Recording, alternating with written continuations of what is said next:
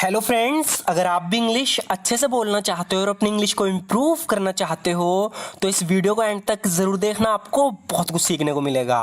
So friends, बिना किसी देरी के शुरू करते हैं आज की वीडियो और देखते हैं आज का अपना पहला सेंटेंस। सो फ्रेंड्स, यहाँ पर ये बोल रहा है कि उम्मीद करता हूँ मैं ज़्यादा लेट नहीं हूँ। इसे इंग्लिश में बोलेंगे I hope I am not too late. I hope I am not too late. So friends, यहाँ पर ये आने में थोड़ी सी देर हो गई है तो कह रहा है कि I hope I am not too late. उम्मीद करता हूँ मैं ज़्यादा लेट नहीं हूँ, मैं बहुत पहले आ गया होता। सो फ्रेंड्स, ये थोड़ा ध्यान से देखना, ये थोड़ा लेट आया है लेकिन कह रहा है कि मैं बहुत पहले आ गया होता। तो इसको इंग्लिश में बोलेंगे I would have come a long time ago. I would have come a long time ago. तो ध्यान रखना, यहाँ पर हम वुड हैव का यूज़ करेंगे। I would have come a long time ago, यानी मैं बहुत पहले आ गया होता। If my car hadn't broken down, अगर मेरी कार ख़राब ना हुई होती। If my car hadn't broken down. तो ये थर्ड कंडीशनल सेंटेंस है। यहाँ पर इसे आने में देर हो गई, ये रीज़न बता रहा है, कह रहा है कि if my car hadn't broken down, यानी अगर मेरी कार ख़राब ना हुई होती, I would have come a long time ago, तो मैं बहुत पहले आ गया होता। मैंने सोचा नहीं था तुम मुझे यहाँ मिलोगे। तो फ्रेंड्स, यहाँ पर ये किसी से अपने से मिली जिसे जानती है तो उससे देख के कह रही है कि आई डिडेंट थिंक, यानी मैंने सोचा नहीं था। आई डिडेंट थिंक, मैंने सोचा नहीं था you would meet me here, तुम मुझे यहाँ मिलोगे। तो जब भी हम पास्ट में बात करते हैं तो विल वुड में बदल जाता है। जैसे कि यहाँ पर ये कह रही है आई डिडेंट थिंक, यानी मैंने सोचा नहीं था you would meet me here, तुम मुझे यहाँ मिलोगे। I didn't think you would meet me here, मैंने सोचा नहीं था तुम मुझे यहाँ मिलोगे। मुझे लगा कि आप इस वक्त काम कर रहे होंगे। तो उससे कह रही है कि मुझे लगा तुम इस वक्त काम कर रहे होंगे। इस इंग्लिश में बोलेंगे I thought you would be working at this time. I thought you would be working at this time, कह रही है कि मुझे लगा था तुम इस समय काम कर रहे होंगे। I thought you would be working at this time. मैंने कभी नहीं सोचा था कि आप मुझे देखकर इतने खुश होंगे। तो फ्रेंड्स, यहाँ पर ये किससे कह रहा है कि I never thought you would be glad to see me. I never thought you would be glad to see me, यानी मैंने सोचा नहीं था कि तुम मुझे देखकर खुश होंगे। आई नेवर थॉट, मैंने कभी नहीं सोचा था। I never thought you would be glad to see me, तुम मुझे देखकर खुश होंगे। तुमने हमेशा मुझसे नफरत की है। आगे कह रहा है कि you have always hated me. You have always hated me, यानी तुमने हमेशा मुझसे नफरत की है। You have always hated me. Tom ठीक बाहर तुम्हारा इंतजार कर रहा है। सो फ्रेंड्स, यहाँ पर ये औरत इस लड़की से कह रही है कि टॉम ठीक बाहर तुम्हारा इंतजार कर रहा है। इसे इंग्लिश में बोलेंगे Tom is right outside waiting for you. Tom is right outside waiting for you, यानी टॉम ठीक बाहर तुम्हारा इंतजार कर रहा है। Tom is right outside waiting for you.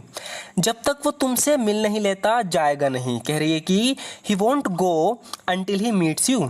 He won't go until he meets you, कह रही है कि जब तक वो तुमसे मिल नहीं लेता जाएगा नहीं। He won't go until he meets you. अगर समय हो तो तुम्हें उससे जाकर मिल लेना चाहिए, कह रही है कि अगर तुम्हारे पास समय हो, कह रही है कि अगर समय हो तो तुम्हें उससे जाकर मिल लेना चाहिए। इसे इंग्लिश में बोलेंगे if there is a time. If there is time, यानी कि अगर समय हो, if there is time you should go and see him, तुम्हें उससे जाकर मिल लेना चाहिए। यहाँ पर सी का मतलब मिलने से है। If there is time you should go and see him, अगर समय हो तो तुम्हें उससे जाकर मिल लेना चाहिए। तो ये लड़की इसके जवाब में कह रही है कि क्या होगा अगर किसी ने हमें साथ में देख लिया तो इसकी इंग्लिश में होगी what if someone sees us together. What if someone sees us together, यानी क्या होगा अगर किसी ने हमें देख लिया तो। जब भी हम इस तरीके से बोलते हैं कि क्या होगा अगर ऐसा होता है या वैसा होता है तो क्या होगा, तो इसको इंग्लिश में बनाते हैं व्हाट इफ़, और जो भी सेंटेंस है वो बोल देते हैं। जैसे कि यहाँ पर ही कह रही है what if someone sees us together, क्या होगा अगर किसी ने हमें साथ में देख लिया। और क्या होगा अगर पिताजी को पता चल गया, कह रही है what if father finds out. And what if father finds out, और क्या होगा अगर पिताजी को पता चल गया। And what if father finds out. इसमें बहुत खतरा है, कह रही है कि it involves a lot of risk. It involves a lot of risk, यानी इसमें बहुत जोखिम है, बहुत खतरा है। It involves a lot of risk. मेरी बेटी पार्टी में नहीं गई और ना ही मैं। तो कोई इसकी बेटी पे इल्ज़ाम लगा रहा है कि मैंने उसे किसी पार्टी में देखा था। तो ये कह रही है कि मेरी बेटी पार्टी में नहीं गई थी और ना ही मैं। तो इसे इंग्लिश में बोलेंगे my daughter didn't go to the party and neither did I, और ना ही मैं। तो इसके लिए यूज़ होगा नीदर डिड आई। बता रही है कि my daughter didn't go to the party and neither did I, यानी मेरी बेटी पार्टी में नहीं गई थी और ना ही मैं। My daughter didn't go to the party and neither did I. वो यहीं मेरे साथ थी, बता रही कि she was right here with me, she was right here with me, यानी वो यहीं मेरे साथ थी, she was right here with me. तुमने ज़रूर किसी और को देखा होगा, you must have seen someone else, you must have seen यानी तुमने ज़रूर किसी और को देखा होगा, you must have seen someone else, you must have seen someone else, तुमने ज़रूर किसी और को देखा होगा।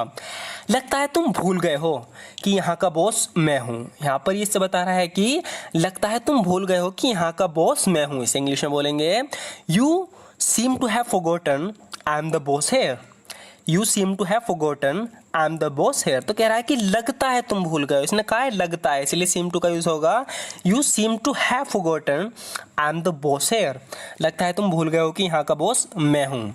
अगर तुम यहाँ फिर कभी दिखे तो मैं तुम्हें मार डालूंगा। तो इसे इंग्लिश में इस तरीके से बोला जाएगा if you are ever seen here again, if you are ever seen here again, यानी अगर तुम यहाँ फिर से कभी दिखे, if you are ever seen here again I will kill you, मैं तुम्हें मार डालूंगा, यानी मैं तुम्हें मार दूंगा।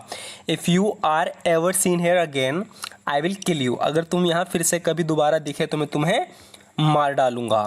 अगर बारिश भी हुई तब भी गेम खेला जाएगा। तो किसी गेम में जा रहे हैं, किसी खेल में जा रहे हैं, कह रहा है कि तुम टेंशन मत लो, अगर बारिश भी हुई तब भी गेम खेला जाएगा। इसे इंग्लिश में बोलेंगे the game will be played even if it rains, the game will be played even if it rains, यानी अगर बारिश भी हुई तब भी खेल खेला जाएगा, यानी तब भी गेम होगा।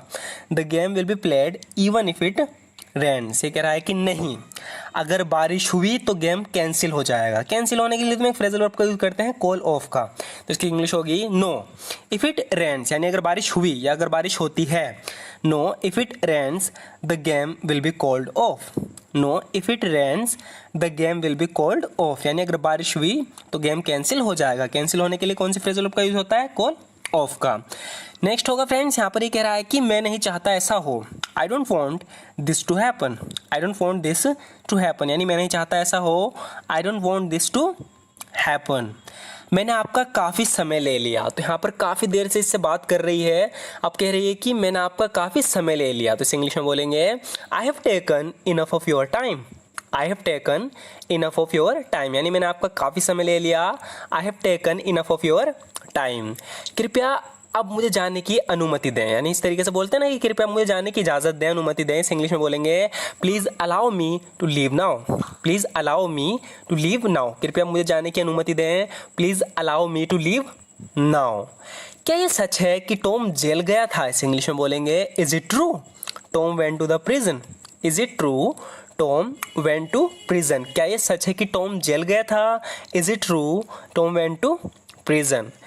नेक्स्ट होगा फ्रेंड्स, यहाँ पर ही कह रही है कि मेरी बहन की शादी रद्द कर दी गई है।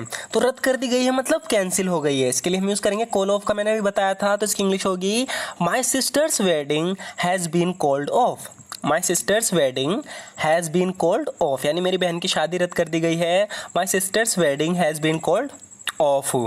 तुम्हें ज़रूर इस बारे में मेरी पत्नी से पता चला होगा। तो किसी को इसका कोई राज पता चल गया तो इससे कह रहा है कि तुम्हें ज़रूर इस बारे में मेरी पत्नी से पता चला होगा। कहने का मतलब इसका कि तुम्हें ज़रूर मेरी पत्नी ने बताया होगा। इसे इंग्लिश में बोलेंगे you must have come to know about this from my wife, you must have come to know about this from my wife, यानी तुम्हें ज़रूर इस बारे में मेरी पत्नी से पता चला होगा। You must have come to know about this from my wife.